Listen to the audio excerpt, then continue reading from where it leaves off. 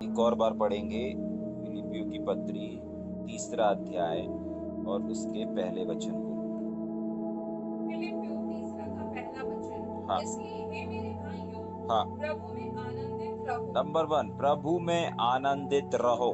ठीक है, किस लिए? इसका मतलब ये पिछले वचन से जुड़ा हुआ है, पिछली टीचिंग से जुड़ा हुआ है, पिछली बातों से जुड़ा हुआ है। ठीक है, जब भी कभी ऐसा वर्ड से शुरू होता है कोई भी पद या कोई भी अध्याय या कोई भी वचन, तो आपको समझ जाना है इसलिए, तो फिर किस लिए, किससे शुरू हो रहा है? इसलिए। इसका मतलब पीछे वाले भाग से, पीछे वाली चीजों से आगे वाले वचन क्या हुए हैं?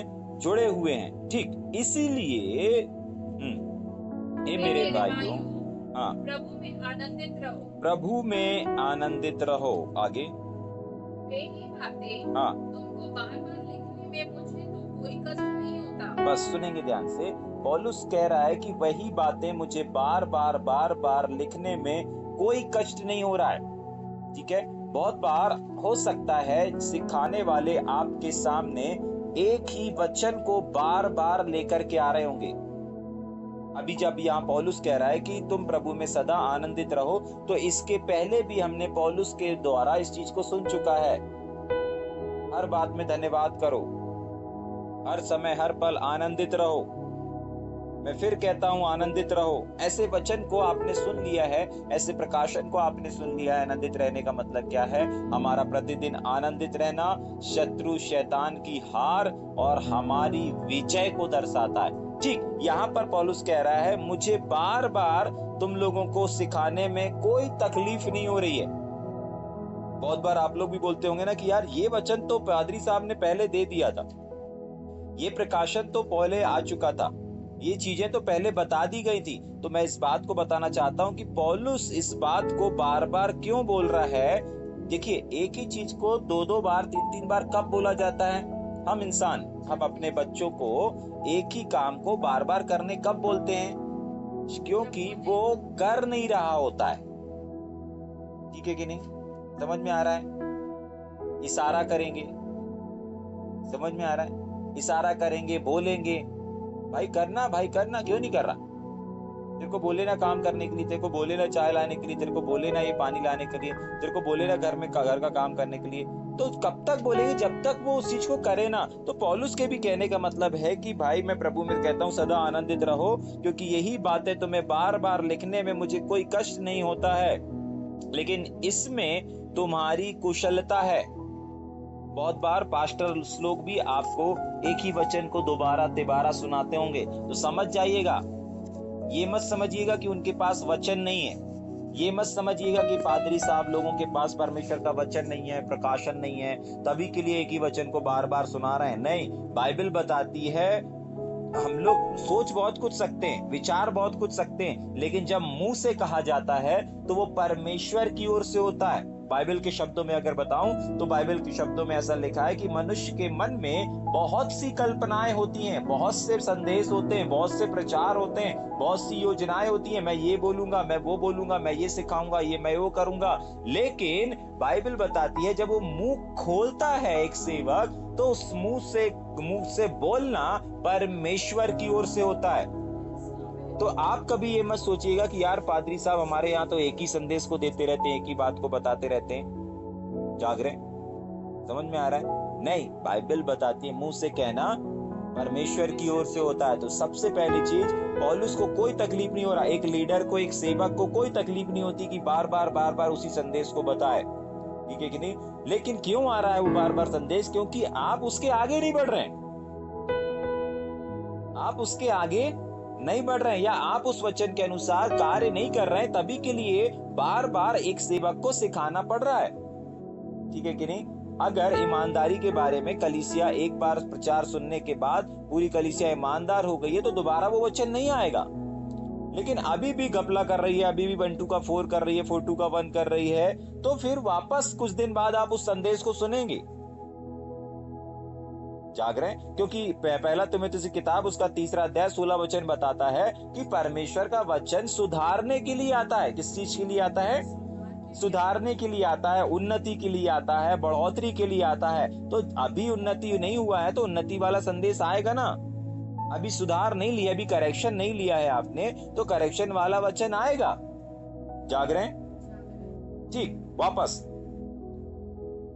इसलिए हे मेरे भाइयों, हाँ, प्रभु में आनंदित रहो। प्रभु में आनंदित रहो। यही बातें हाँ, तुमको बार-बार लिखने में मुझे तो कोई कष्ट नहीं होता। जहां छोड़ते हैं ना वहां से पढ़ना चाहिए, ठीक है।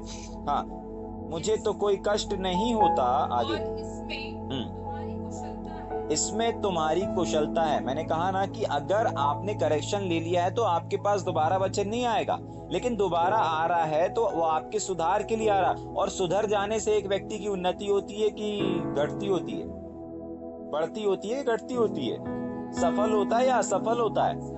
सफल होना शुरू हो जाता है। तभी के लिए यहाँ पर पौलुस कह रहा है कि देखो, मेरे को कोई तकलीफ नहीं हो रहा, लेकिन सुनो, बार बार अगर एक ही संदेश तुम्हारे पास आ रहा है, मुझे कुछ कहना पड़ रहा है, तो इसमें तुम्हारी कुशलता है। ठीक, आगे। कुत्तों से चौकस रहो। उन बुरे काम करने वालों से चौकस रहो। क्योंकि घटना वाले तो हम ही रुक हैं। जाएंगे, इतना भी स्पीड नहीं कि हम कुछ चीजों को छोड़ दें, ठीक है। वापस, कुत्तों से चौकस रहो, ठीक है। अब ये कहां से जानवर अनवर के बारे में हमको सिखाने लगे पौलुस बाबा, ठीक है कि नहीं? अब यहाँ कुत्तों से हमको सावधान रहने की आवश्यकता नहीं है जो बाहर घूमते रहते हैं, ठीक है। अगर पुराना नियम पढ़ेंगे तो आपको पता चलेगा कुत्ता किसको बोला गया है, जब अपन पुराने नियम की स्टडी करेंगे। अभी अपन नए नियम को अध्ययन कर रहे हैं, और यहाँ पर जब कुत्तों से सावधान, कुत्तों से चौकस रहने को कहा गया है, तो इन कुत्तों का मतलब होता है कुत्ते जैसा स्वभाव। क्या स्वभाव? कुत्तों जैसा स्वभाव। किसके अंदर? इंसानों। क्योंकि कुत्तों से सावधान रहने के लिए बाइबल नहीं कहती, परंतु ऐसे स्वभाव वालों से हमको क्या करना है? सावधान और चौकस रहने की आवश्यकता है। क्या है कुत्ते का स्पेशल स्वभाव? भैया, कुत्ते बहुत ईमानदार रहते हैं, बहुत वफादार रहते हैं, ऐसा है। हाँ, लेकिन उनके लिए वफादारी सीखने के लिए नहीं बोल रहा है, उनसे सावधान रहने के लिए बोल रहा है। क्या रह रहा है? चौकस रहो।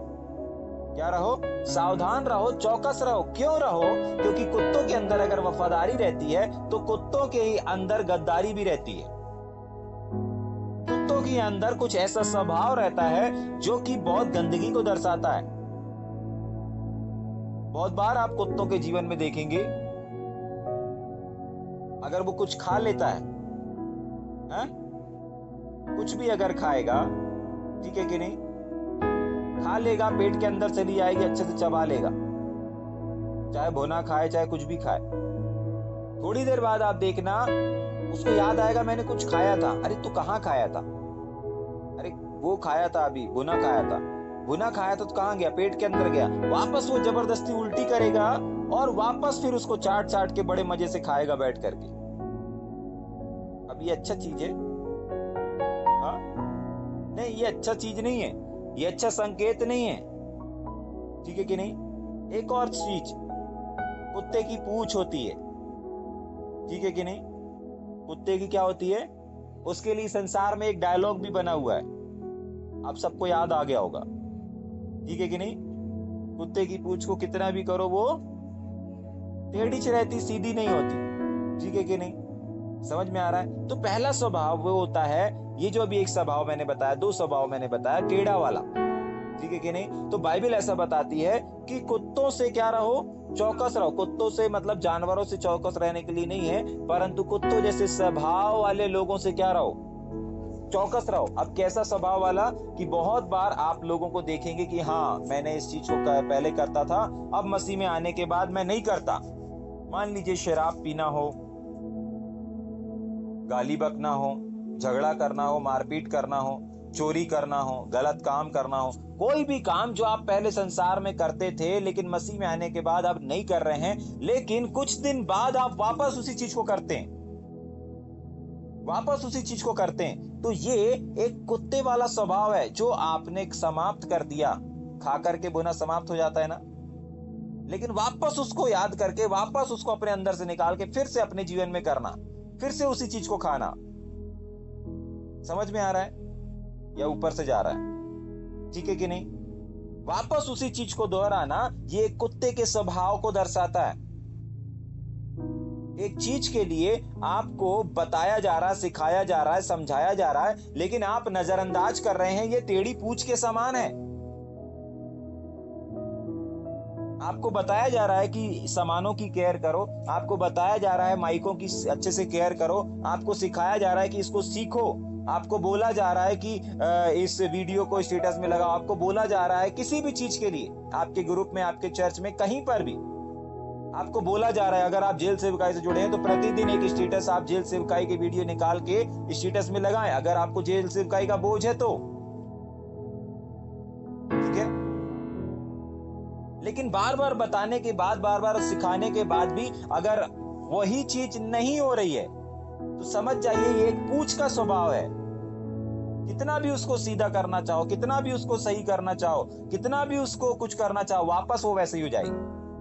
एक दिन लगाएंगे, एक दिन कर लेंगे, एक दिन एक जेल में अच्छे से परफॉर्मेंस हो जाएगा, उसके बाद वापस वैसे ही होगा। समझ पा रहे हैं? चर्च में किसी काम को आपको दिया गया है, आप एक हफ्ता कर लोगे, दूसरे हफ्ता फिर वापस वैसे ही।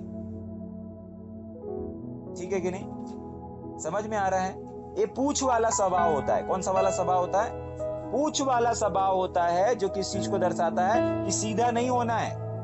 तभी के लिए परमेश्वर का वचन कह रहा है कि कुत्तों से चौकस रहो, सावधान रहो। अब कुत्तों से नहीं, लेकिन कुत्तों जैसे स्वभाव वाले लोगों से सावधान रहो। जो बार बार डांटे जाने पर भी हट करता है ना, उसके लिए तो बाइबल भी हाथ जोड़ लेती है, बोलती बस नष्ट हो जाएगा। समझ में आ रहा है? जो बार बार समझाने के बावजूद भी अगर नहीं समझता तो बाइबल भी उसके लिए हाथ जोड़ लेती है, वचन भी हाथ जोड़ लेता है। यीशु मसीह भी बोल देता है भैया वो ना अचानक नष्ट हो जाएगा। उसके लिए कोई उपाय नहीं लिखा बाइबल में। जिंदगी भर डांटते और समझाते रहो, ऐसा नहीं लिखा बाइबल में। हाँ, ये जरूर लिखा है कि जो बार बार डांटे जाने पर भी हट करता है, मतलब नहीं मानता, अपने ही मन की करता है, अपने ही मन की करता है, तो वो क्या हो जाएगा? क्या हो जाएगा? हाँ, अचानक क्या होगा? नष्ट हो जाएगा। समझ में आ रहा है या ऊपर से जा रहा है? मतलब बाइबल भी एक जगह पर ऐसे लोगों के लिए रुक जाती है आके। भाई आपके लिए कोई गहराई नहीं, कोई प्रकाशन नहीं है।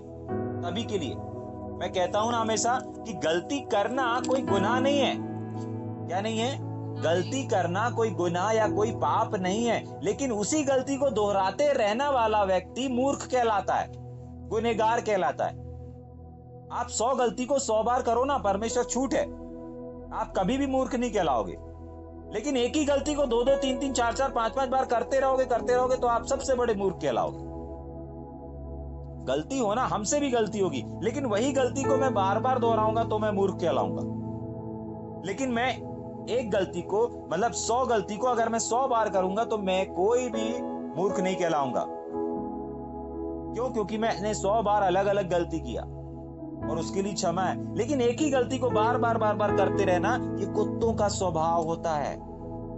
किसका स्वभाव होता है? कुत्तों का स्वभाव होता है। एक ही चीज को बार बार दोहराते रहना, एक ही गलती को, एक ही नादानी को बार बार करते रहना, ये कुत्तों का स्वभाव होता है। तो उसके लिए बाइबल क्या बोलती है? फिलिप्पी की पत्री 3 अध्याय 2 वचन में कि कुत्तों से चौकस रहो, सावधान रहो।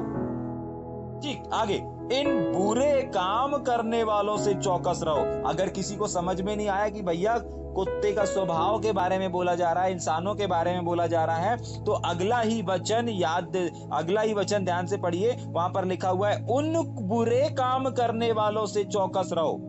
कुत्तों से सावधान रहने का मतलब है, कुत्तों से चौकस रहने का मतलब है उन बुरे काम करने वालों से चौकस रहो जो क्या करते हैं? काट करते हैं, कूट करते हैं। काट करने वाले हैं, कूट करने वाले से क्या करो? चौकस रहो। मैंने कहा था ना, कुत्तों का मतलब होता है कुत्तों जैसा स्वभाव रखने वाले। कुत्ते भी कटर करते रहते ना, आपने देखा होगा, शांत बैठे कुछ भी ऐसी अजीब सी हरकत करते रहते हैं। जैसे गाय होती है ना, गाय खाने के बाद भी जुगाली करती रहती, मतलब वो स्वाद लेती रहती है उस चीज का। ये गाय का स्वभाव है। ऐसे कुत्तों का भी स्वभाव होता है, कुछ ना कुछ करते रहते हैं। कोई भी चीज को ले लेंगे, काटते रहेंगे। कई बार आप देखना, प्लास्टिक लिया है, प्लास्टिक को काटते रहेंगे, नहीं देखा? बॉल को काटते रहेंगे वो, क्योंकि वो दबती रहती है, तो उनको बड़ा मजा आता है। ठीक है कि नहीं?